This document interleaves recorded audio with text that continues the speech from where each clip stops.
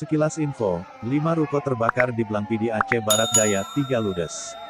Blangpidi, sebanyak 5 rumah toko, ruko, di Jalan Et Taqwa Blangpidi atau persis di depan Hotel Lauser, Kabupaten Aceh Barat Daya, Abdiak, Kamis, tanggal 14 Mei tahun 2020, sore dilalap si jago merah.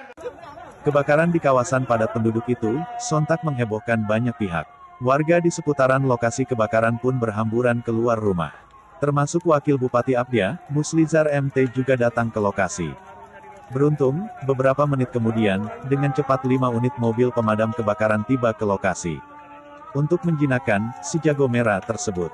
Ketua Tagana Abdia, Yasri Gusman mengatakan dalam musibah kebakaran itu, ada 3 unit ruko yang terbakar. Ya, 5, tapi yang parah 3 unit, 2 unit hanya sebagian saja. Sejauh ini tidak tahu, api bersumber dari rumah mana, karena api dengan cepat menyambar, ujar Ketua Tagana Abdia, Yasri Gusman.